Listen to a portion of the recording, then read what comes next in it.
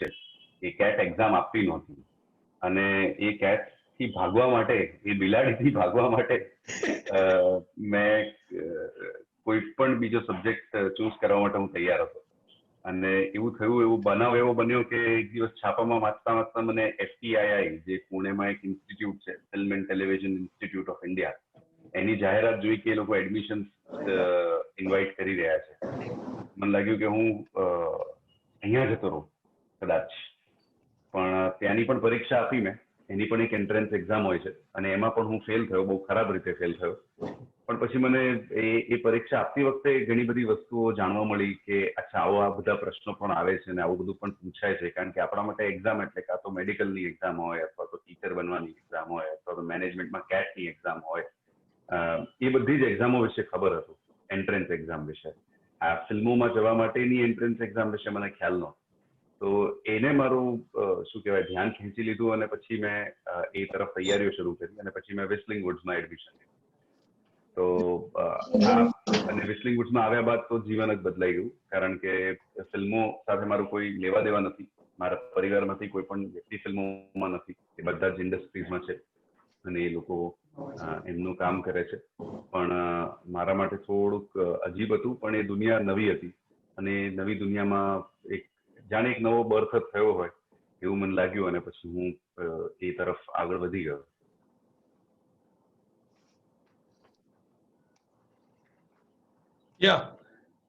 એટલે બહુ સરપ્રાઇઝિંગ કહેવાય કે મેનેજમેન્ટ સ્ટુડન્ટ્સ બધા છે અને બધા સાંભળી રહ્યા છે. ઘણી બધી મેનેજમેન્ટ ફ્રેટર્નિટીના ટીચર્સ છે, ફેકલ્ટી છે, એ પણ સાંભળી રહ્યા છે. તો લગભગ આપણે એવું કહેતા હોય કે એક્સિડેન્ટલ જે વસ્તુઓ થતી હોય છે એના આઉટકમ્સ બહુ સારા આવતા હોય છે. એને આપણે સેરેન્ડિપિટી કહેતા હોય છે, કે લક કહેતા હોય છે, કે ચાન્સ કહેતા હોય છે. So we use the word serendipity for this, કે આ એક લક કહેવાય કે ચાન્સ કહેવાય કે જે પણ હોય. તો બેઝિકલી ગુજરાતી મૂવી કેમ, એમ કે તમે જો એક વિચાર્યું હોય કે વિસ્લિંગ વુડ ઇન્ટરનેશનલ એટલે સુભાષદાઈજીની સ્કૂલ અને એમાંથી બધા જ જેટલા બહાર પડતા હોય બોલિવૂડમાં પ્રત્યાર્પણ કે પદાર્પણ કરવા માંગતા હોય કે એમને બોલિવૂડ મૂવીમાં જવું હોય, એ વખતે ગુજરાતી ફિલ્મોનો જે આઉટલુક છે કે ઇન્ડસ્ટ્રી છે એટલી લુક્રેટિવ નથી. અને એવું કહેવાતું કે 10-15 લાખમાં તો ગુજરાતી મૂવી બની જાય, એના કલેક્શનની તો કોઈ કલ્પના જ ના કરી શકાય. બધા લોસ મેકિંગ ડિરેક્ટર્સ, ગવર્મેન્ટની સબસિડી પર જીવે અને સબસિડી મળે તો પિક્ચર બનાવી શકે એવું એક વાતાવરણ હતું ને. એમાં એવી કેવી આશા તમને જાગી કે હું એઝ અ યંગ પર્સન આખું કેરિયર જેનું આગળ ઊભું હોય એ આના માટે જાય? બે વસ્તુ ફિલ્મ સ્કૂલમાં મારી સાથે થઈ. એક તો જ્યારે હું ફિલ્મ સ્કૂલમાં એની લાઇબ્રેરીમાં બુક્સ વાંચતો હતો કે પછી ફિલ્મો જોતો હતો, ત્યારે મને દુનિયાભરની ફિલ્મો જોવાનો મોકો મળ્યો છે. અને આ વાત હું 2000 કે પછી ફેસબુક કે સોશિયલ મીડિયાનો એટલો પ્રભાવ નહોતો. તો દુનિયાભરની ફિલ્મો તમને લાઇબ્રેરીમાંથી જ જોવા મળે, ના કે કોઈ ટોરેન્ટ સાઇટ કે કોઈ બીજા પાયરેટ વે પર. તો ત્યારે જ્યારે હું આ બધી ફિલ્મો જોઈ રહ્યો હતો, તો માત્ર હોલિવૂડ કે બોલિવૂડની પણ નાના કસબોમાંથી પણ ફિલ્મો આવી રહી હતી અને આપણા ભારતના જ ઘણા બધા પ્રાંતોમાંથી ફિલ્મો આવી રહી હતી. બંગાળી ફિલ્મ હોય કે મરાઠી ફિલ્મ હોય કે તમિલ ફિલ્મ હોય કે પંજાબી ફિલ્મ હોય, પણ ગુજરાતી ફિલ્મોના નામ શેષ બહુ જ ઓછી ફિલ્મો હતી. અને ત્યારે મને એવું લાગી આવ્યું કે કેમ ગુજરાતી ફિલ્મો બહુ ઓછી છે અને ફિલ્મોના નામો એ લાઇબ્રેરીમાં હતા, એનાથી નહીં. અને બીજી વસ્તુ જે અમે ફિલ્મ સ્કૂલમાં શીખી છે કે તમે જે પણ ફિલ્મો બનાવો છો, એક વાર્તા કહેવા માંગો છો, તો એ એક્સપ્રેશન તમારા અંદરનું એક્સપ્રેશન છે જે તમારા ભણતરથી કે તમારા ઉછેરના દિવસોમાંથી આવે છે. તો પછી મને એવું લાગ્યું કે હું અમદાવાદનો ભણ્યો છું, અમદાવાદમાં રહ્યો છું, અમદાવાદને જાણું છું, તો મારા માટે બહુ સ્વાભાવિક હતું કે મારી જે વાર્તાઓ હતી એ અમદાવાદની વાર્તાઓ હતી અને એની ભાષા પણ ગુજરાતી જ હતી. એટલે પછી આ બે વસ્તુઓનો સમન્વય એવો થયો કે ફિલ્મ સ્કૂલ પતાવ્યા બાદ અને પોતે પોતાની ફિલ્મ બનાવી જોઈએ, સૌથી પહેલા જે વાર્તા મારા મનમાં આવી એ પણ ગુજરાતની જ વાર્તા હતી અને જે ભાષામાં મને વાર્તા સમજાઈ કે મારી અંદર ઘડી રહી હતી એ ભાષા પણ ગુજરાતી જ હતી. એટલે પછી મેં ગુજરાતી ફિલ્મ બનાવવાનો નિર્ણય લીધો.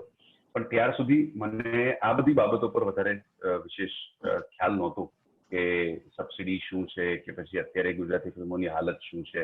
એ બધી બાબતો બિલકુલ અજાણ હતો હું.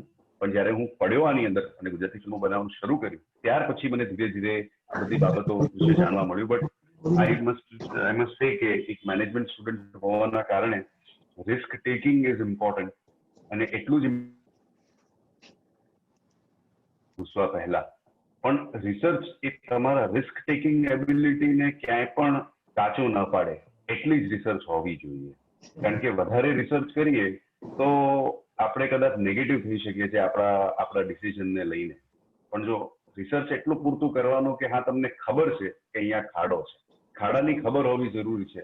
ખાડો કેટલો ઊંડો છે એ નાપવા જશો તો કદાચ ખાડામાં જ પડી જશો. એના કરતા ખાડો છે એટલું ખ્યાલ હોય ને પછી તમારી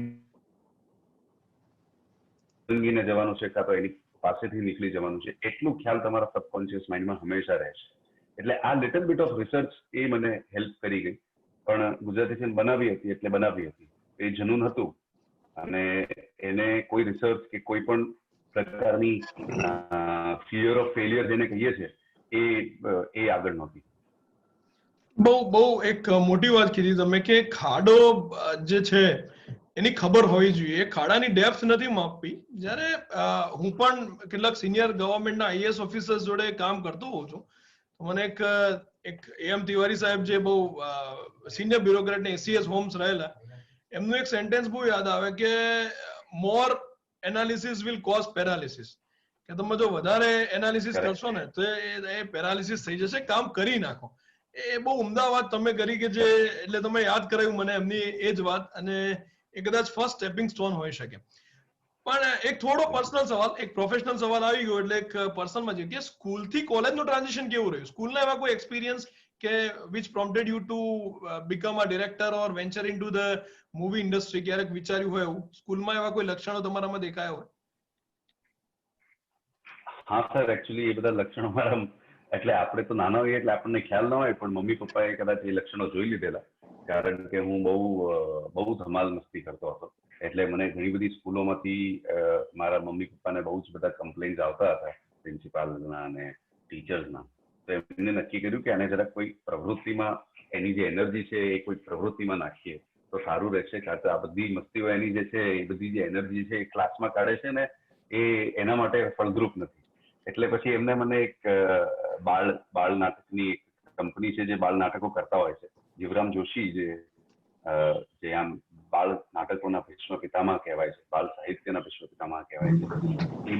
એમની કૃતિઓ પર મિયા ફુસકીને કવાપડ, છેન સબો, છક્કો મોકો, અડુક્યો દડુક્યો, આ બધી જ આ બધા જે બાળ નાટકો છે ઉંમરથી આ શરૂ કર્યું અને કોલેજ સુધી આ ચાલ્યું. એટલે કે ઓલમોસ્ટ ફોર 9 to 10 years હું આ બાળ કલાકારની જેમ સ્ટેજ પર એક્ટિંગ કરતો હતો.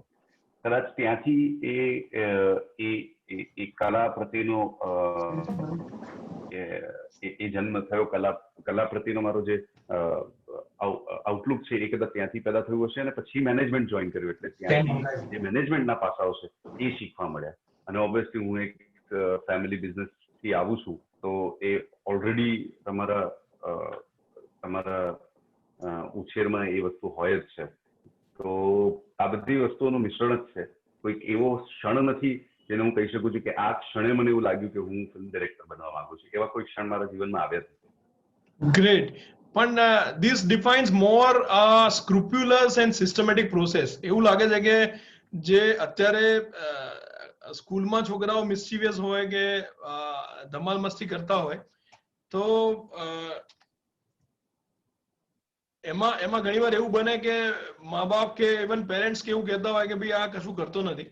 પણ આ એક સિસ્ટમેટિક પ્રોસેસ છે કે તમારા પેરેન્ટ્સ એમને આઈડેન્ટિફાઈ કરી તમારી સ્કિલ્સ અને તમારા સ્ટ્રેન્થ પોઈન્ટ, અને પછી જે તમે નામ લીધા જીવરામ જોશીથી માંડીને જે વાર્તા સંગ્રહ, બાળ નાટકોની આખી વાત છે એ આખી ઇન્સ્પાયરિંગ છે. એટલે આખી સિસ્ટમેટિક પ્રોસેસ છે.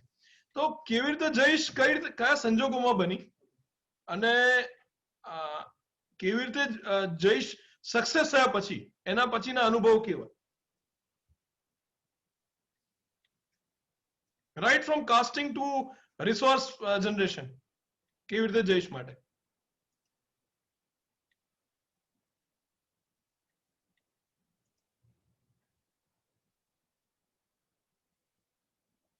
अभिषेक ji, am I audible?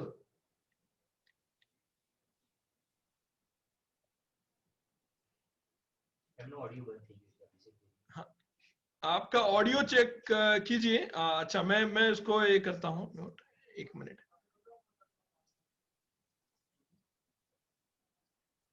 Audio क्या म्यूट चाहिए? Just a second. हमने ऑडियो કેમ બંધ થઈ ગયો છે? આઈ થિંક નોટ બતાવો છે. અહીંયાથી યુઝ થઈ ગયું છે સર આપણે. હા, પાર્ટિસિપન્ટ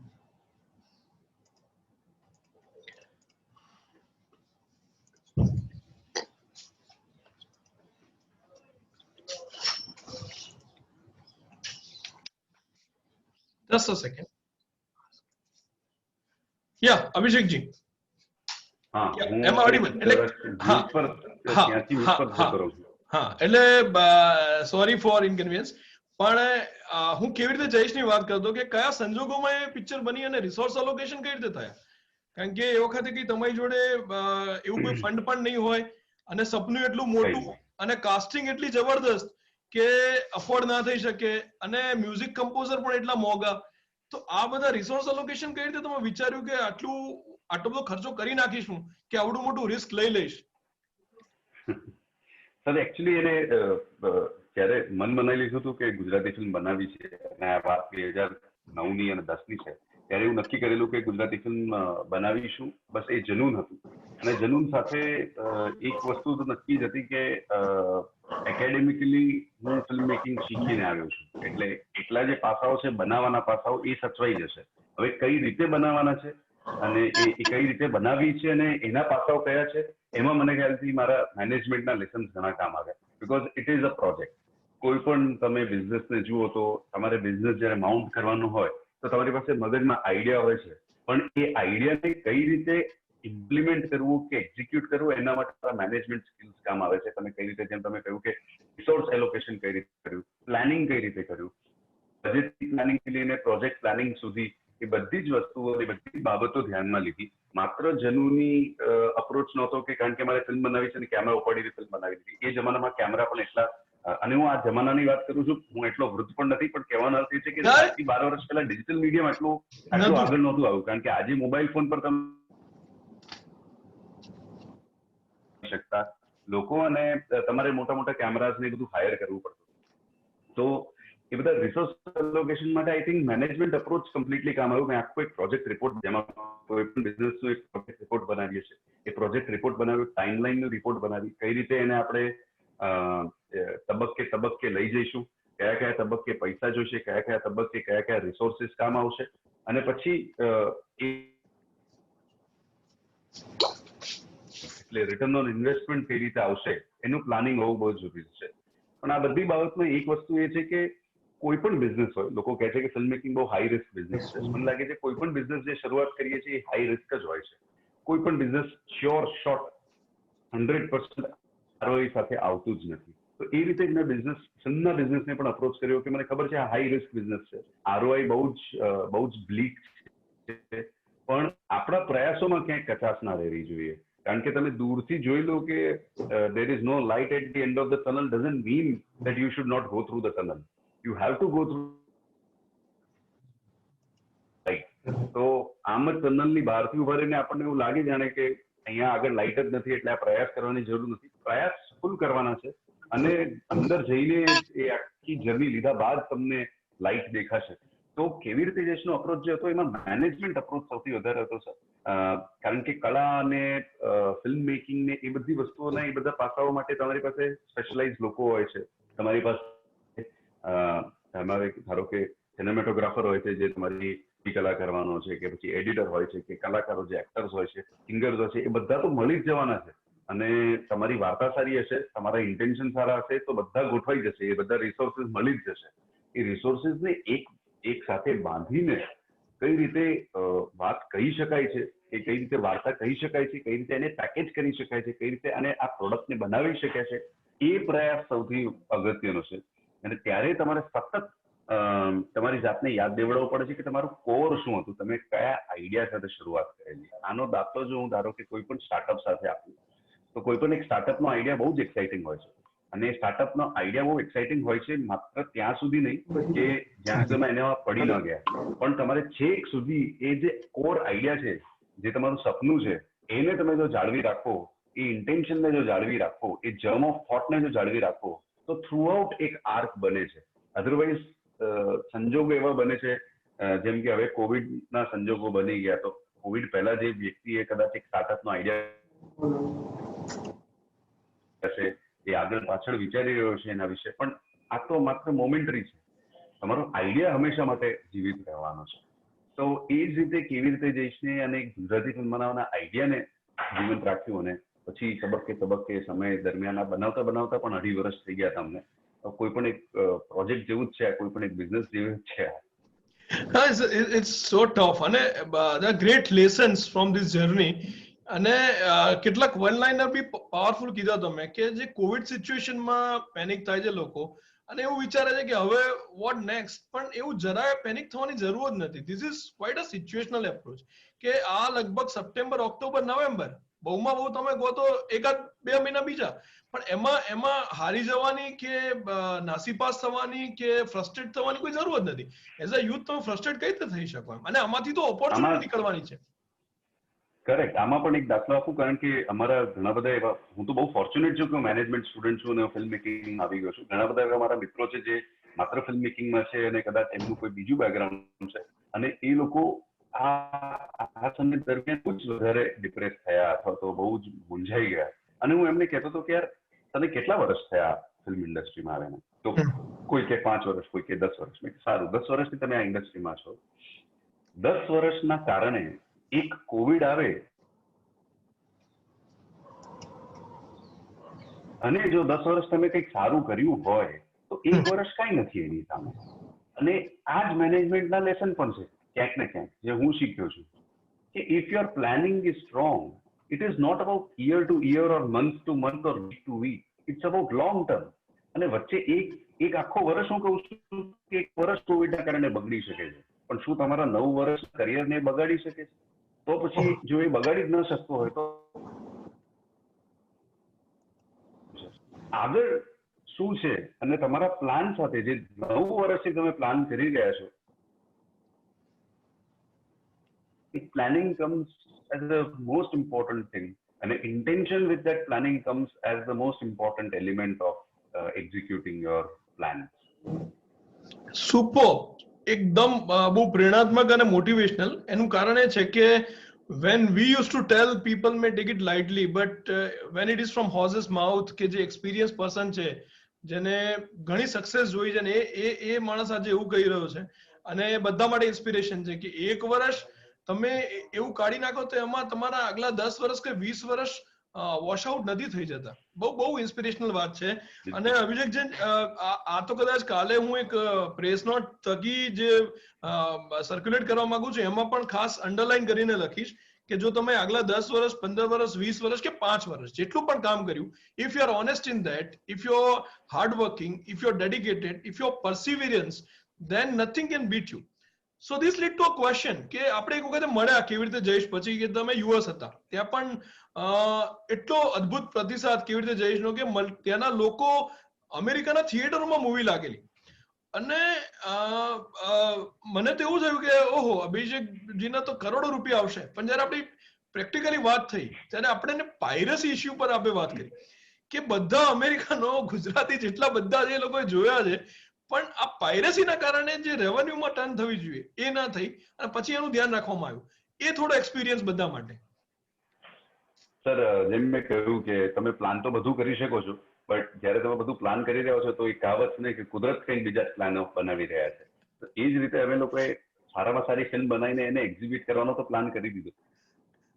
એક્ઝિબિટ પણ કરી દીધું. લોકોનો પ્રતિસાદ ધીરે ધીરે વધતો ગયો. ફિલ્મના બોક્સ ઓફિસને સારા એવા પૈસા પણ મળવા લાગ્યા. અમને એવું લાગ્યું કે આ રેસમાં અમે લોકો ક્યાં પહોંચી જઈશું, ગ્રીન લીટી સુધી. એ મોસ્ટ ઇમ્પોર્ટન્ટ લીટી હોય છે કોઈ પણ બિઝનેસની. You have to turn green in. ઝાટકો લાગ્યો કે પાયરસીના કારણે ફિલ્મની જે ફિલ્મનો જે વકરો હતો, થિયેટરથી સૌથી વધારે વકરો કોઈ પણ ગુજરાતી ફિલ્મને મળે છે, એ વકરો બહુ જ ઓછું થઈ ગયું. અને એના કારણે બહુ જ મોટો ઝાટકો લાગ્યો અને અમને એવું લાગ્યું કે આની તો તૈયારી અમે કરી. અને આ એક એવો ડીમન બનીને આવ્યો છે કે હવે નેક્સ્ટ ટાઈમ આના માટે તૈયારી કરી.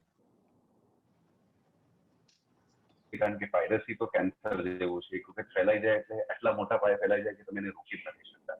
તો it became a big issue, પણ એમાંથી લર્નિંગ સારી મળી ગઈ. અને મને એવું લાગે છે કે કોઈ પણ ચેલેન્જ કે કોઈ પણ તકલીફ કે કોઈ પણ પીડા જયારે આવે છે તો એ માત્ર એક લર્નિંગના રૂપે જ આવે છે.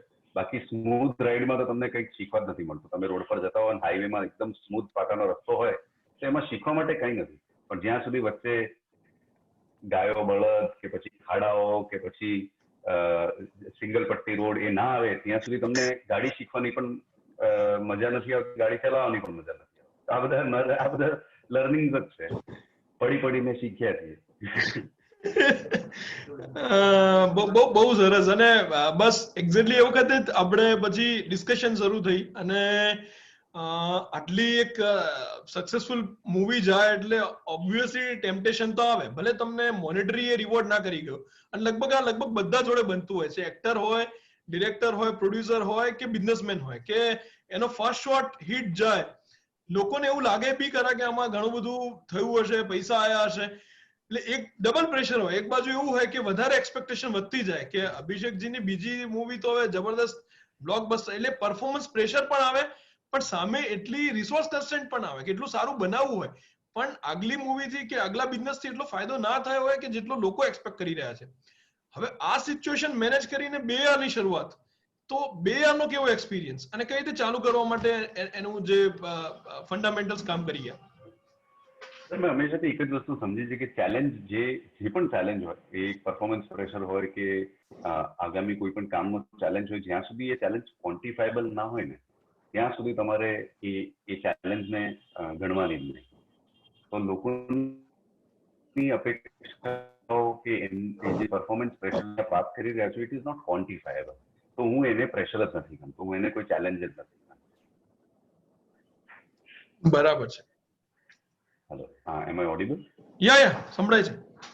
હા, તો જ્યાં સુધી હું એ કહેવા માંગતો હતો કે જ્યાં સુધી એ પ્રેશરની વાત છે પણ એ ક્વોન્ટિફાયેબલ ના હોય તો મારા માટે ચેલેન્જ જ નથી. જે પ્રેશર છે એ આંતરિક પ્રેશર છે, અંદરથી આવતું પ્રેશર છે કે આ વખતે મારે કંઈક સારું કરવું છે, કંઈક નવું કરવું છે, જૂની ભૂલો જે છે એ ફરી રિપીટ નથી કરવી, જરાક થોડીક નવી ભૂલો કરવી છે, નવું કંઈક શીખવું છે. એક વખત ટ્યુશન ફી આપી દીધી છે પાયરેસીના નામે, તો હવે નેક્સ્ટ એમાંથી ગ્રેજ્યુએટ થઈને પોસ્ટ ગ્રેજ્યુએશનમાં જવું છે, કંઈક નવા ચેલેન્જીસ ફેસ કરવા છે. તો અને એ બધું ચેલેન્જ ત્યારે જ ફેસ કરી શકો છો જ્યારે તમે કંઈક નવું સર્જન કરવા જાઓ. તો સ્વાભાવિક રીતે નવું શીખવા માટે તમારે નવી જગ્યાએ એનરોલ પણ કરવું પડે. તો આઈ એનરોલ્ડ ઇનટુ બેયાર અને એની શરૂઆત થઈ. અને એ એઝ યુ સેડ કે કેવી રીતે સારો બોક્સ ઓફિસ કરી શકી અને વધારે સારો પ્રતિસાદ પણ મળ્યો. અને I think I met with peoples challenge also and peoples perception અથવા તો પરફોર્મન્સ પ્રેશર જે પણ આપ કહી લો એને પણ એ કદાચ કેવી રીતે જઈશથી સરપાસ કરી ગઈ. બહુ સરસ. અને વોટ આઈ ઓબ્ઝર્વડ ઇઝ કે you are great learner and ardent reader.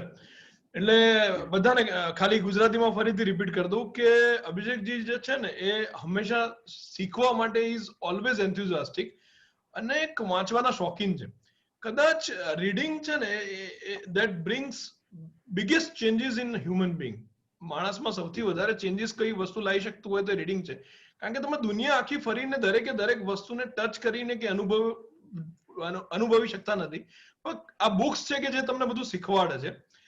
તો લર્નર તો એ જબરદસ્ત છે જ. અને ઓબ્ઝર્વેશનલ રિસર્ચ એમને એટલું શાર્પ છે. એની એક સ્ટોરી કે જે બેયાનું કાસ્ટિંગ કરવાનું હતું, એની અભિષેકજી જે કહે છે કે એ 2 હીરોની પસંદગી કઈ રીતે થઈને એ બેને જોડે લાવવા માટે કયા સ્પોટ પર એમને નક્કી કર્યું કે આ 2 જણા ચાલશે, બેયાના બંને લીડ કેરેક્ટર?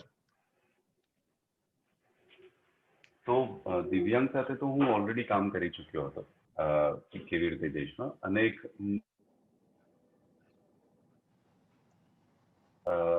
મિત્રના કેરેક્ટર માટે અમે લોકો ઘણા બધા એક્ટર્સ શોધી રહ્યા હતા, એમને મળી રહ્યા હતા.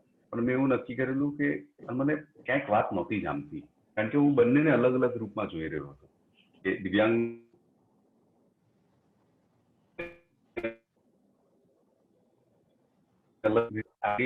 મેં લીધો. મેં કીધું કે પ્રોસ્પેક્ટિવ છોકરા ને છોકરી બંનેને એક સાથે જોવાથી કદાચ આપણને ખ્યાલ આવશે કે આ લોકોની જોડી જામશે, જોડી કેવી લાગશે. તો એ જ રીતે એ અપ્રોચ સાથે હા, તો એ અપ્રોચ સાથે હું દિવ્યાંગને સાથે સાથે લઈ જતો હતો, અને એને ખબર નહોતી કે હું કયા કારણોથી એને મારી સાથે લઈ જઈ રહ્યો છું. તો આપણને આપ જુઓ તો આપણા મેટ્રીમોનીની એક આખી ઘટના છે આવી, તમને ખબર ન હોય અને પછી ઓચિંતાનું તમને એક લગ્ન પ્રસંગમાં એક છોકરીને મેળવી આપે, પરિવારજનોને બધાને ખબર હોય કે શું કારણોથી મેળવી આપી રહ્યા છે, પણ તમને ના ખબર, અને એ વખતે તમે સરપ્રાઈઝ થઈ જાઓ.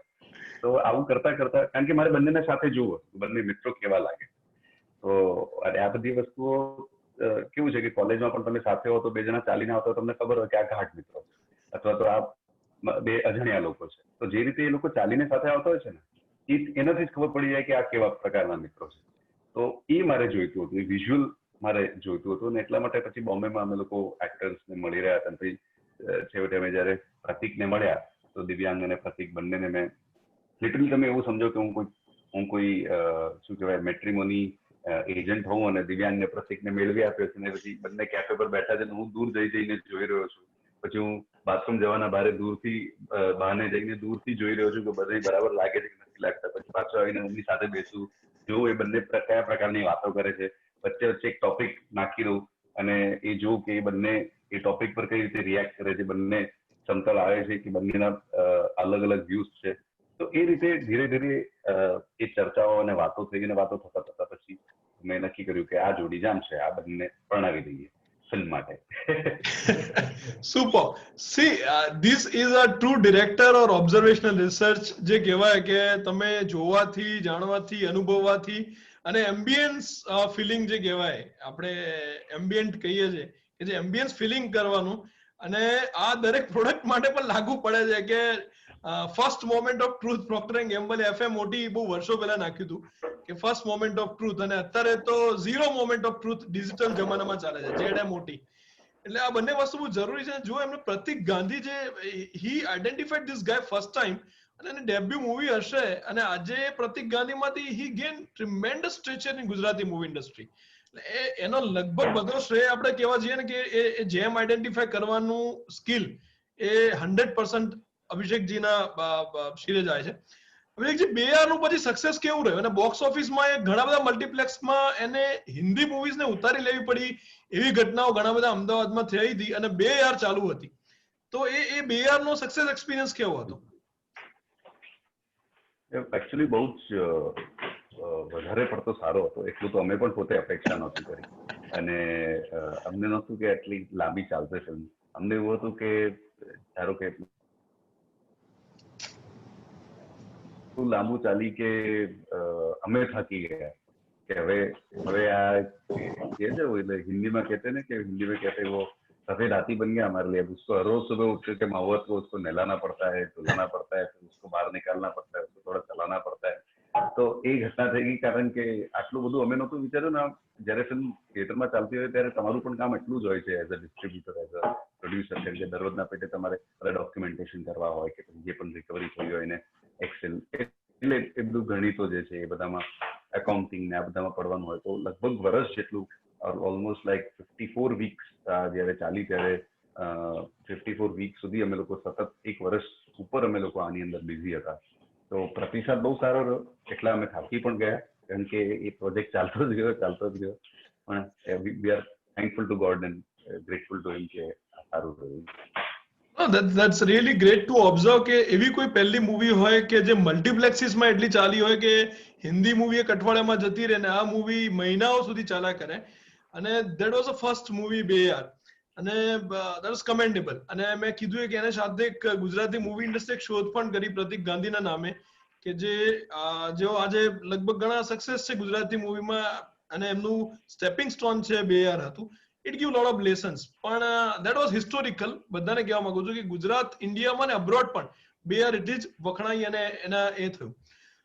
થર્ડ ફેઝ પછી જયારે તમને આવ્યો 2R પછી, મને યાદ આવે છે કે વચ્ચે થોડી એ વાત લઈ લઉં કે પેલા એક મૂવી જ લઈ લઈએ અને પછી આપણે થોડું બુક પર જઈએ છે કે રોંગ સાઈડ રાજુ.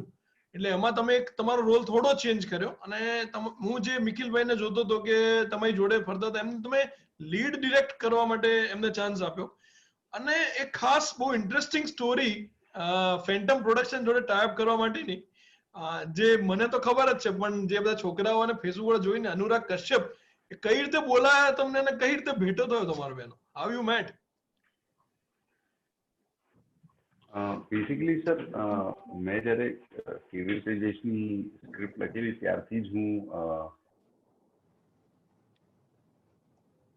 મળેલો એક ફિલ્મ ફેસ્ટિવલમાં અને ત્યાં મેં એને આ ફિલ્મની સ્ક્રિપ્ટ સંભાળી. એને બહુ રસ પડ્યો. એને કીધું હું પ્રોડ્યુસ કરીશ અને હું એ બીજા જ દિવસે અમે બંને બોમ્બેમાં ફરી ભેગા થયા અને પ્રોડ્યુસ કરવાની વાતો થઈ અને મને એવું હતું કે હવે લાઈફ સેટ છે કારણ કે જો અનુરાગ કશ્યપ પ્રોડ્યુસ કરે બિગ પ્રોડ્યુસર યાર. હા તો આપણે બધું સચવાઈ જશે, વાંધો નહીં આવે. અને એ પણ કેવું છે કે તમને એવું લાગે કે તમે સાતમા આસમાને આવી ગયા છો કારણ કે હવે તમને પ્રોડ્યુસર પણ મળી ગયો છે, એ પણ સારા નામવાળો વ્યક્તિ છે, આ બધું છે. પણ એની એક film I think gangs of Wasseypur ના શૂટિંગ માટે જવાનો હતો તો એને મને એવું કીધું કે તું જો થોડોક રોકાઈ જાય, હું એક ફિલ્મ શૂટ કરવા જઈ રહ્યો છું જે 2 ભાગમાં છે અને બંનેની શૂટિંગ હું એક સાથે પતાવીને પછી આપણે આ કરીએ. મેં કીધું કેટલું રોકાવું પડશે? બોલે 15 થી 18 મહિના કદાચ રોકાવું પડે. અને એના માટે હું તૈયાર નહોતો કારણ કે મેં મારી આખી પ્લાનિંગ કરી રાખેલી અને પછી મેં કીધું કે ઓકે હું તમને જરાક વિચારીને કહું. પછી હું એમના સંપર્કમાં જ ના આવ્યો. મને એવું લાગ્યું કે હું એમને શું કહું, ના તો ના જ પડાય કે મારે એવું નથી કરવું. એટલે હું મારી રીતે મારી તૈયારી કરીને ફિલ્મ બનાવી લીધી. બનાવતા જયારે ફિલ્મ થિયેટરમાં લાગી અને બોમ્બે થોડા ઘણા થિયેટરમાં હતી ત્યારે એને કદાચ જોઈ હશે કાં તો શોમાં કે ક્યાંક એવા એપ પર જોયું હશે કે ફિલ્મ. અમે લોકો પછી ફરી કઈ સંપર્કમાં નહોતા. પછી બેયાર બનાવી અને બેયાર પણ એને એ જ રીતે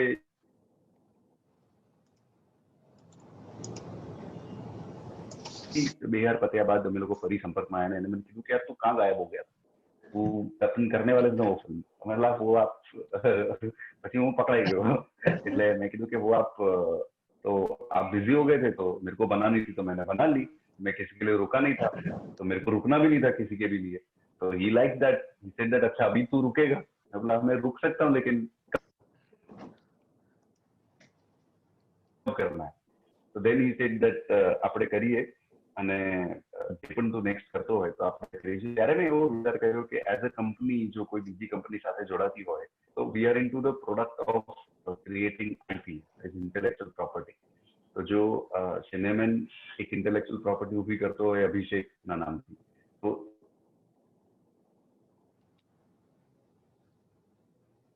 કે હું as a company, as a brand, I should create one more brand. I should create one more intellectual property. તો જ્યારે કોઈ સારું નામ જોડાય મળશે એક જોઈન્ટ વેન્ચરની જેમ જો તમે જુઓ બિઝનેસના તો તમે તમારો બેસ્ટ ફૂટ ફોરવર્ડ મૂકવા માંગો. More brand, one more intellectual property and that was Mikhil. અને પછી મેં કીધું કે હતી એને બહુ ગમી વાર્તા. એને કીધું ચાલો આપણે સાથે કરીએ. તો અમે બંને એઝ પ્રોડ્યુસર્સ આવ્યા અને આ ફિલ્મ હવે બનાવી. Super super. એટલે this is learning lesson for all of us કે ઘણીવાર એવું થાય કે એટલા મોટા માણસોને આપણે જિંદગીમાં મળતા હોય છે. આપણે સ્ટાર્ટઅપ્સ માટે પણ ધીસ અ ગ્રેટ લેસન કે એમને આપણે મળતા હોય છે પછી એમ કે યા આઈલ ઇન્વેસ્ટ. અને મને તો પર્સનલી એવા એક્ઝામ્પલ છે, I would not like to give the names, પણ અભિષેકજી મિલિયનર્સ અને બિલિયનર્સ હોય પણ કોઈ 20-25 lakhs માટેના કમિટમેન્ટ હોય એમાં પણ તમને રોકી રાખે કાં તો 6 બાર પહેલો ઇન્સ્ટોલમેન્ટ આવી જાય બીજો ના આવે. એમાં દેશના હજારો સ્ટાર્ટઅપ્સ એ લગભગ ફેલ થવાનું આ સૌથી મોટું રીઝન છે અને રિસર્ચમાં પ્રૂવ કરી ચૂકેલું છે. But what you showed is a right way કે કોઈ પછી ઇન્વેસ્ટ કરે કે ના કરે, કોઈ મોટો માણસ તમારી જોડે જોડાય કે ના જોડાય, તમારે તો એ વખતે તમારો સ્ટ્રોક રમી જ લેવો પડે અને આગળ જવું જ પડે. અને 100% તમે તમારો સ્ટ્રોક રમશો તો 5 વર્ષ પછી 2 વર્ષ પછી જેમ તમને શોધવા કોઈ આવ્યું એ જ રીતે તમને પણ માર્કેટમાં પણ તમને કોઈ શોધવા આવશે. Very interesting. Wrong side Raju માટે નેશનલ એવોર્ડ ક્યારેક એવી અપેક્ષા હતી કે ભાઈ આપણે એ લેવલે પહોંચી જઈશું કે 6 વર્ષમાં તો કે નેશનલ એવોર્ડ માટે આપણી મૂવી નોમિનેટ થઈ જશે, અને એ આખો એક્સપિરિયન્સ કેવો રહ્યો? સર એકચ્યુઅલી અવોર્ડ્સમાં તો ક્યારે પણ ફિલ્મો બનાવી જ નથી, કારણ કે ફિલ્મ સ્કૂલમાં જ્યારે હતા ત્યારથી જ આ અમને શીખવવામાં આવ્યું હતું કે અવોર્ડ્સ માટે ક્યારે ફિલ્મો નથી બનાવતા, ઓડિયન્સ માટે ફિલ્મો બનાવો છો. અવોર્ડ્સ તો એક બોનસ છે, જો મળી જાય તો સારું, ના મળે તો ઇટ્સ ઓકે. તો એના માટે ક્યારે બનાવી જ નહોતી. પણ એક ઈચ્છા હતી કે ગુજરાતી ફિલ્મોને ક્યાંક નેશનલ સ્તર પર એક રેકોગ્નિશન મળે, અને એ ઈચ્છા મારી કેવી રીતે દેશ દરમિયાન પણ હતી, 2000 દરમિયાન પણ હતી. અને રોંગ સાઈડમાં જ્યારે મળ્યું ત્યારે સૌથી વધારે હર્ષ એટલા માટે હતો કારણ કે એક ફિલ્મ માટે નહોતું મળ્યું. મને એવું લાગ્યું કે આખા ગુજરાતી ફિલ્મ ઇન્ડસ્ટ્રી પ્રત્યેના પ્રયાસ માટે મળ્યો છે. અને સારી વાત એ હતી કે one of the jury members જ્યારે અમે લોકો અવોર્ડ લેવા ગયા ત્યારે એમને એવું કીધું કે we have been seeing your work and we have been seeing Gujarati industry and we felt that this is the right time to bring forward something from Gujarat. અને એ સાંભળીને મને બહુ જ હર્ષ થયો કે ચલો એ જે આપણે પ્રયાસ 2010 થી કરતા આવ્યા છે એ ક્યાંક હવે 16માં શું કહેવાય, it has come across as a good acknowledgement. This is really exciting. અત્યારે જ્યારે હું વાત કરી રહ્યો છું, જ્યારે આ સેન્ટેન્સ સાંભળ્યા કે ગુજરાતી મૂવી ઇન્ડસ્ટ્રી અને ગુજરાતનો એવોર્ડ હતો કદાચ, અને હું બહુ એક્સેપ્ટ કરું છું, કેમ કે હું તો આઈ ઓબ્ઝર્વ બ્યુરોક્રેસી, આઈ ઓબ્ઝર્વ પોલિટિક્સ, આઈ ઓબ્ઝર્વ બિઝનેસ ઓલ્સો, છેલ્લા કેમ કે because of being in a management field. પણ કદાચ હું એમ કહેવા જાઉં કે લોકોએ ગુજરાતી મૂવી ઇન્ડસ્ટ્રીને નોટિસ કરી નેશનલ લેવલે, તો માનવીની ભવાઈ પછી કદાચ એટલા વર્ષોના ગેપ પછી this was the first instance for Gujarati movie industry or any of the director of Gujarati. એટલે માટે હું બધાને કહું છું કે ભાઈ આ બધી ક્રેડિટ જ્યારે અર્બન મૂવીઝ લગીને તમે ટેગ લગીને દરેક મૂવી લોન્ચ કરો છો, પણ એ તમારું ઇન્ટેલેક્ચ્યુઅલ પ્રોપર્ટી છે જે તમે ક્રિએટ કરેલું છે, જેનો ફાયદો અત્યારે બધાને મળે છે, નો ડાઉટ. અને આ જ વાત આગળ લઈ જતા એવું હવે હું એ મુદ્દા પર આવીશ કે જે મુદ્દા પર મને પોતાને બહુ આશ્ચર્ય થયું હતું જ્યારે હું અભિષેકજીની બુક આ તો જસ્ટ વાત છે ના લોન્ચિંગ પર ગયેલો. He always remain a very humble. એટલે એમને મને બોલાવે શૂટિંગ પર, અને કદાચ એક ઇન્સિડન્ટ સ્મોલ વચ્ચે લઈ લો કે આપણે MBA ના છોકરાઓને તીર્થરાજ ને એમને બધાને ઇન્ટરેસ્ટ બહુ મૂવીમાં, તો કે સાહેબ અમને તો અભિષેકજીનો, એટલે મેં કીધું એમને એકાદ બે વખત આપણને ઇન્વિટેશન પણ આપ્યું છે, પણ અનફોર્ચ્યુનેટલી ટાઈમ પૂરો થઈ ગયો. પણ રીશૂટ વખતે ખાસ એક છેલ્લો અમદાવાદની ગુફામાં સીન બાકી હતો, અને મનોજ જોશી ને સુભાષ બ્રહ્મભટ્ટ ને બધા એમના લગભગ મોટા ભાગના કલાકારો ત્યાં હતા. એમને અભિષેકજીએ સ્પેશિયલ મેસેજ યાદ કરીને કર્યો કે સાહેબ આ રીશૂટ એક કરવાનું છે, જો પોસિબલ હોય તો આજે આવી જાઓ. અને મારા MBA ના 4 છોકરાઓને ગાડીમાં બેસાડીને મારી જોડે શૂટિંગ જોવા લઈ ગયેલો.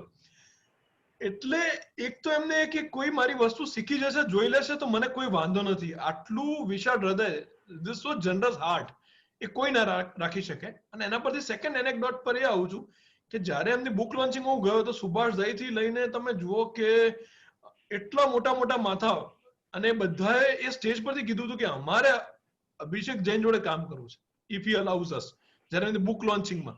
અને તમે બિલીવ નહીં કરી શકો એમ, ગુજરાતી મૂળના મોટા, હું અત્યારે નામ નથી આપતો, લિસ્ટ લાંબુ છે, મોટામાં મોટા ડિરેક્ટરથી લઈને બોલિવૂડના મોટા મોટા ડિરેક્ટરે એમ કીધું કે we want to work with this ગાય.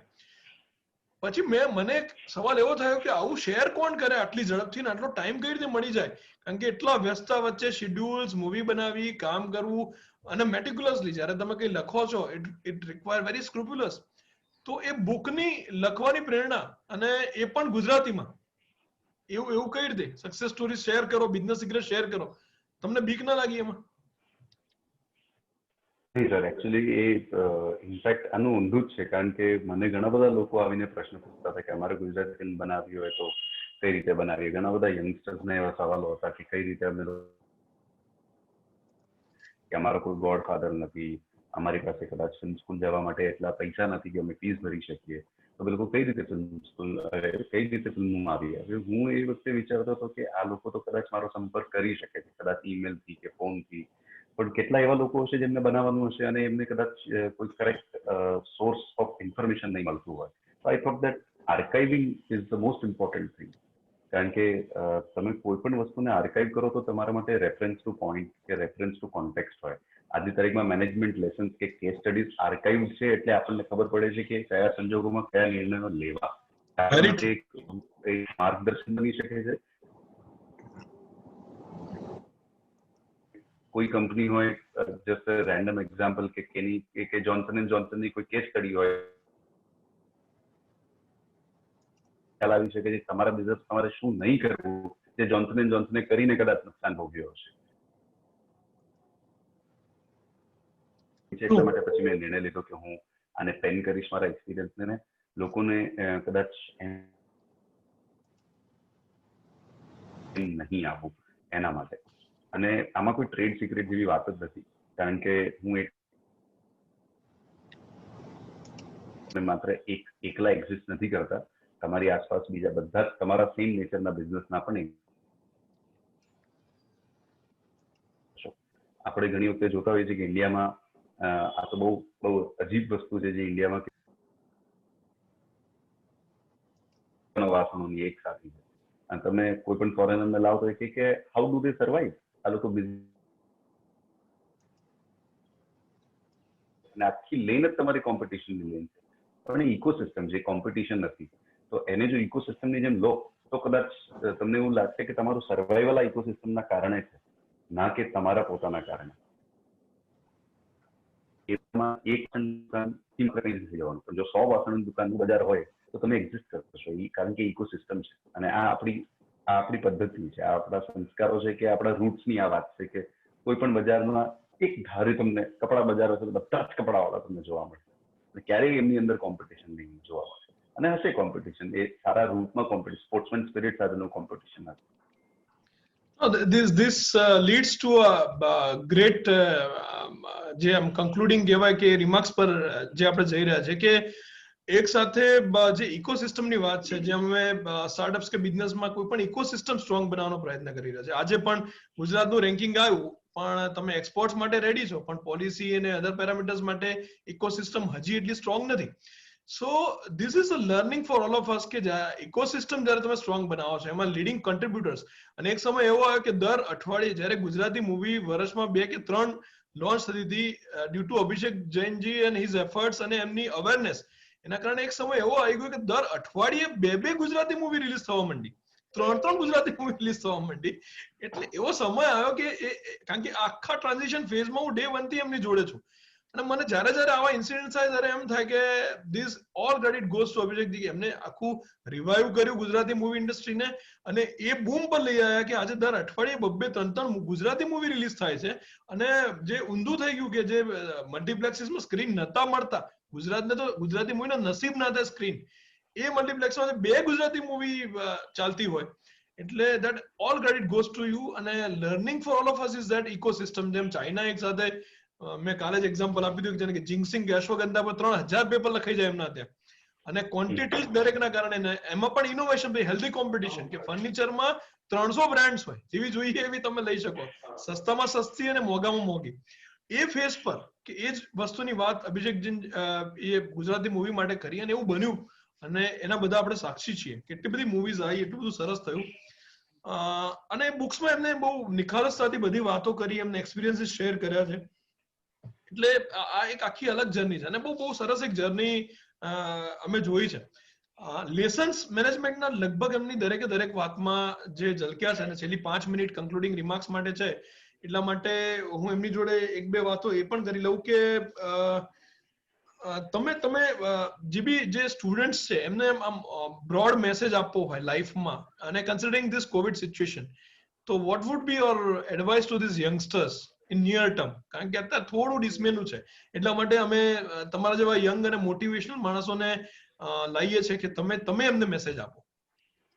હું તો આ પરિસ્થિતિને એબ્સોલ્યુટલી એક સારી ઓપોર્ચ્યુનિટીની જેમ જ જોઉં છું, કે જે વર્સ્ટમાં વર્સ્ટ થવાનું હતું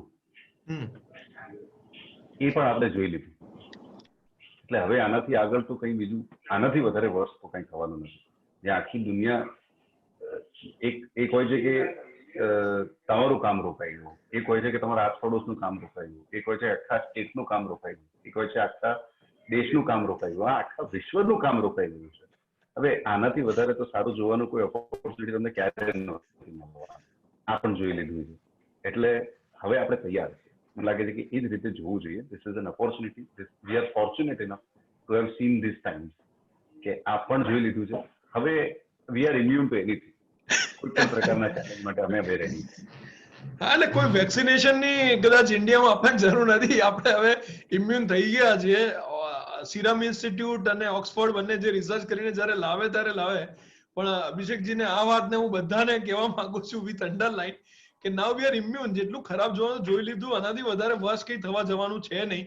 અને હવે નવી શરૂઆત છે 1 સપ્ટેમ્બર થી જો કરવી હોય તો બધા માટે, કે now you can start once again. Now you can rejuvenate yourself, your business, your plans further. અને એમાં કોઈ ચિંતા કર્યા વગર તમે આગળ વધો. Super message Abhishekji. અને એન્જિનિયરિંગ અને મેનેજમેન્ટના છોકરાઓ માટે, કારણ કે આ ફિલ્ડના છોકરાઓને સૌથી વધારે સલાહની જરૂર છે. કારણ કે એ લોકો પોતાને થોડું એવું સમજે છે કે we are in elite degree, elite course, પણ જે હાર્ડકોર રિયાલિટી ઓફ લાઈફ તમે જેટલી જોઈ છે એટલી કદાચ મેં પણ નથી જોઈ આ 20 વર્ષમાં. એટલે એના માટે 2-3 તમે ગોલ્ડન પોઈન્ટ્સ કહો. એકચ્યુઅલી સર, એન્જિનિયરિંગ તો મારો બહુ ખાસ નિસ્બત છે, કારણ કે મારા ટીમમાં સૌથી વધારે એન્જિનિયર જ છે અને હું મેનેજમેન્ટ ગ્રેજ્યુએટ છું. એટલે મને ખ્યાલ આવે છે કે જે જુગાડું મગજ હોય છે ને એન્જિનિયર નો જ હોય. પ્રોબ્લેમ સોલ્વિંગમાં છે ને, તમે પ્રોબ્લેમ સોલ્વિંગમાં હજી તમે ડિઝાસ્ટર મેનેજમેન્ટમાં લાગી જાઓ છો, પણ આ લોકો ડિઝાસ્ટર રિકન્સ્ટ્રક્શનમાં લાગી જાય છે. Very good. એને કઈ રીતે ડિઝાસ્ટરમાંથી બહાર લાવવું, એમાં એન્જિનિયરનું સૌથી વધારે યોગદાન હોય છે. તો આઈ થિંક આ જે ભણતર છે આપણું, એન્જિનિયરિંગ હોય કે મેનેજમેન્ટ હોય, એ ક્યાંય જતું જ નથી. આપણે ચોપડીઓ તમે બધા કદાચ મૂકી દેવાના છો, તમારું કોર્સ પતશે એટલે તમે ડિગ્રી લઈને એ ચોપડી ક્યાંક મુકાઈ જવાની છે ને એ પછી ક્યાંક જતી રહે છે. પણ એ જે ભણ્યા છો તમે, કે જે ક્લાસમાં તમે એટેન્ડ કર્યું છે, કે જે એક્સ્ટ્રા કરિક્યુલર એક્ટિવિટીઝ કરી છે, જે આપણા કોલેજમાં તો કેટલી બધી થતી હોય છે, અને એ જે બધા લેસન્સ છે ને, એ જે કોઈ બુલેટ પોઈન્ટ્સ તો નથી હોતા, એ તમારા સબકોન્શિયસ માઇન્ડમાં હોય છે. અને એ અવરનવર દરેક ક્ષેત્રે I think to be able to grasp as much as you can, to be able to make as much mistakes as you want to be able to fail however and how many times you want to, this is your opportunity. Mistake કરી લો, ગમે એટલી વખત તમે જેટલું કરવું એ કરી લો, કારણ કે એના માટે તમને માફી મળી જશે. એક વખત કોલેજથી બહાર નીકળ્યા એના પછી માફી નથી, માત્ર ને માત્ર લર્નિંગ. Great message. લર્નિંગ ભારે પડે છે.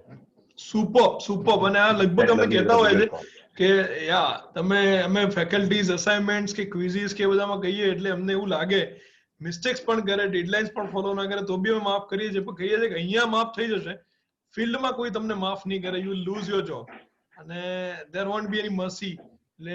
You be prepared for very wicked and cruel world outside the college campus. કોલેજની બહાર તમને જિંદગી નચાવે છે.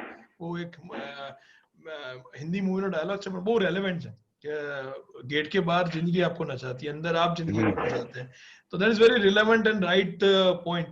અત્યારે એક બહુ સરસ કામ કરી રહ્યા છો તમે કે જેને પણ સ્ટોરી અને સ્ક્રિપ્ટ્સ કે વાર્તાઓ આ માધ્યમથી ઘણા બધાને અવેરનેસ પણ આપણે સ્પ્રેડ કરવા માંગીએ છીએ અને કેવા પણ માંગીએ છીએ, જણાવવા પણ માંગીએ છીએ.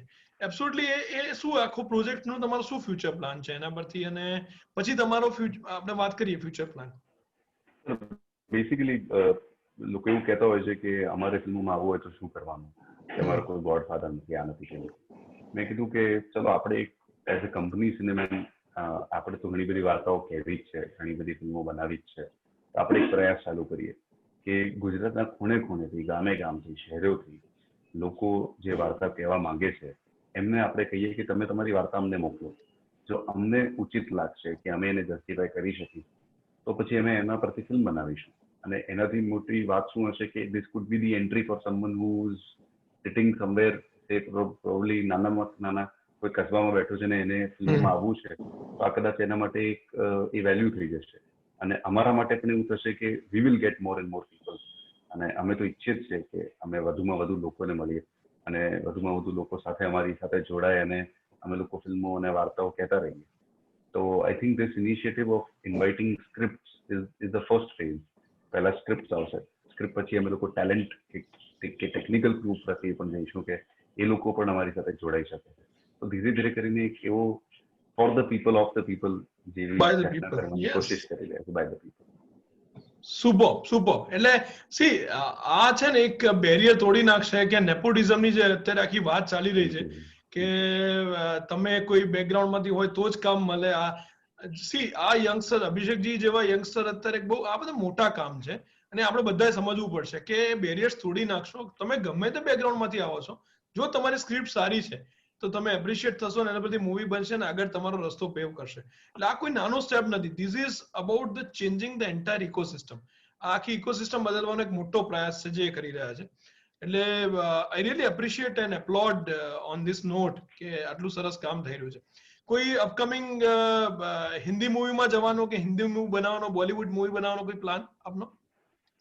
સર હા, એક પ્રોજેક્ટ ચાલી રહ્યો છે પણ કોવિડના કારણે તરત સ્થગિત થઈ ગયો છે. ફરી જયારે એ રીજુવિનેટ થાય એટલે પછી એમાં જોડાઈશ. અને મીનવાઇલ ગુજરાતી ફિલ્મોનું કામ ચાલુ જ રહ્યું છે. ગુજરાતી વેબ સિરીઝ કંઈક બનાવવાના પ્રયાસો ચાલી રહ્યા છે. એટલે કામ સતત ચાલુ છે ડેવલપમેન્ટમાં. હા, એટલે અભિષેકજી આ રિક્વેસ્ટ પણ હતી અને જે તમે કહો કે એક આઈડિયા પણ હતો કે ઓટીટી પ્લેટફોર્મ્સ પર બધા આવી રહ્યા છે. આપણા તમારો આઈડેન્ટિફાઈ કરેલા જેમ મિસ્ટર પ્રતીક ગાંધી સ્કેમ 1992 એમની કદાચ સોની લીવ પર આવશે, જે તમારી જ એક શોધ છે ને દેટ વુડ બી. તો એવા ઓટીટી પ્લેટફોર્મ્સ પર હવે એવો કોઈ પ્લાનિંગ તમે કરો કે આ વાર્તાઓ શેર કરશો તો પીપલ વુડ લવ ઇટ અને બધાને વાઇડ સ્પ્રેડ હશે. તો ઓટીટી પ્લેટફોર્મ માટે આપણે ફાઇન્ડિંગ્સ કર્યું છે એવું કંઈ કે એમાં જશો આપ?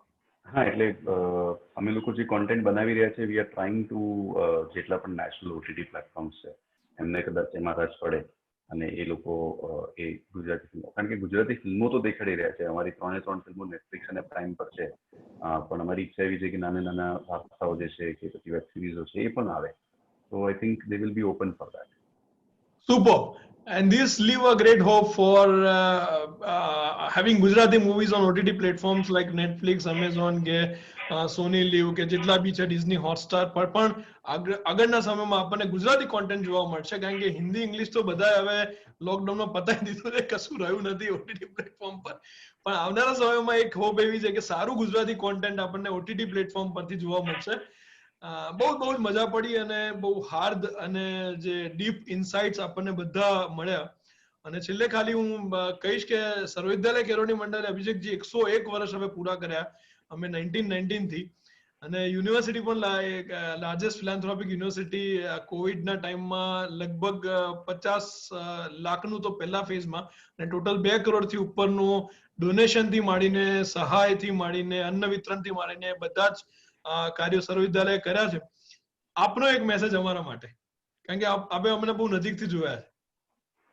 સર, હું મેસેજ આપવા લાયક નથી, બટ હું એવું કહીશ કે મને જ્યારે પણ જરૂર પડી છે, મને જ્યારે પણ માર્ગદર્શનની જરૂર હોય કે કોઈ પણ મદદની જરૂર હોય તો કરવી Sarvavidyalaya has always been there. Bhavin sir, you have always been there. The faculty, the students have always been there. તો હું એવું કહીશ કે આપણી કોલેજમાંથી પણ આવા જેમ્સ જો બહાર નીકળે છે અને એમને આપ લોકોનું સતત માર્ગદર્શન હોય છે, કારણ કે આઈ થિંક અલુમનાઈ જે હોય છે ને એ સૌથી મોટી સ્ટ્રેન્થ હોય છે કોઈ પણ કોલેજ. અને એ અલુમનાઈ ને સતત આવું માર્ગદર્શન મળતો રહે. હું તો ખેર આઉટસાઇડર છું, તે છતાંય તમે આટલું અમને સાચો છો, પણ એ અલુમનાઈથી પણ આટલા બધા લોકો જો સચવાઈ રહ્યા છે તો આઈ થિંક 101 ની આ 1000 વર્ષ જૂની પણ થશે university, it will still be relevant and new and always looking for newer talent and newer people. So I'm no one. I'm a very small person to talk about an institute as big as 100 years old. But હું કહીશ કે બસ આપ લોકો સતત blessings આપતા રહો.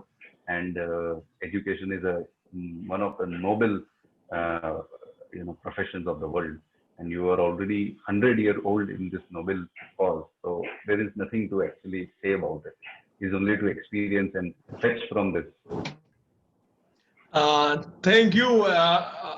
Exactly આનાથી ઊંધું પણ હું એ કહી જ શકું કે જ્યારે સર્વવિદ્યાલય અને કડી સર્વેશ્વરના જરૂર પડી છે ત્યારે અભિષેકજીએ વિધાઉટ વેસ્ટિંગ ટાઈમ, રિયલ ટાઈમમાં અમને રિપ્લાય કરીને, અમને મદદ કરીને, અને let me share with you કે કોઈ એક પૈસો આજ સુધી એમને કોઈ પ્રોફેશનલ ફીસ કે કોઈ એવું કશું જ ચાર્જ કર્યા વગર, એટલે કદાચ એમના સિવાય તો હું એવા કોઈને મળે જ નથી કે જે એ રીતે કામ કરતું હોય. He is only one from Bollywood કે જે આ રીતે કામ કરે છે. આવા એક એક્સેપ્શનલ, જનરસ, યંગ હાર્ટેડ, હજી 40s માં પહોંચતા પહેલા બીજી છ એક ફિલ્મો ગુજરાતી કરે અને 3 ફિલ્મો બોલિવૂડની કરશે જ એ ખબર છે, ને બહુ સારી બોલિવૂડની મૂવી કરી રહ્યા છે, ડિસ્ક્લોઝ નહીં કરે, પણ એ પણ એક બહુ બોલિવૂડ માટે પણ એક સરપ્રાઈઝ હશે.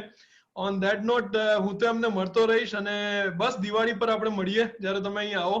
દર વર્ષે તમે આવતા હો છો, આપણે થોડું ચૂકી ગયા છીએ એકાદ વખત, તો will meet. Thank you very much for sparing this beautiful morning with us. Abhishekji, પાછળ હિન્દીમાં મધુબાલા ને બધા દેખાઈ રહ્યા છે પોસ્ટરો, બહુ સરસ એક એસ્થેટિક લુક આવે છે આપની ઓફિસનો. So stay in this beautiful environment, think about movies, and we'll always get associated with you. આપની ફ્યુચરમાં પણ હું તો તમને હેરાન કરું જ છું અને કરતો રહીશ, અને તમે જ્યારે પણ અહીં આવો ત્યારે મળીશું. Thank you very much Abhishekji for spending. Thank you everyone. Thank you. Bye. Bye. So you can end the meeting here and we'll stop the Facebook live.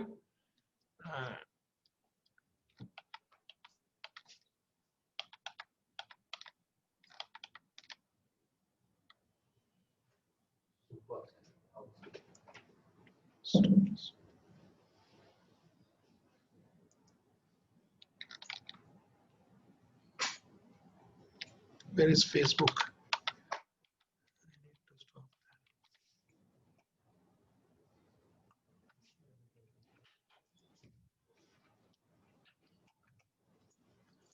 You need to stop. I stopped the streaming. You need to just stop Facebook live. Streaming stop કરી દો મેં. કરી દો. I am ready. Okay. So our Zoom attendees are there. Thank you very much all the Zoom attendees.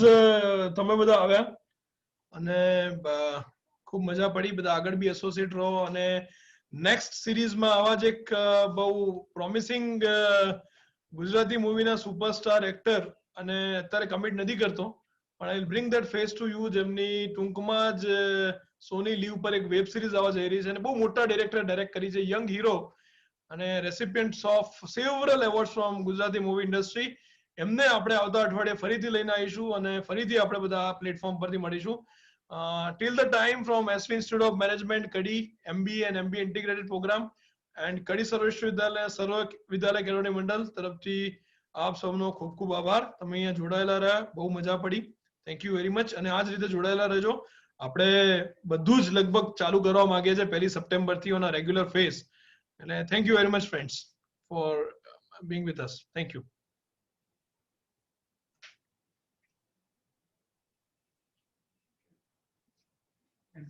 Chats ક્યાં છે? Chats એક minute ખોવી ગયું પછી. Thank you.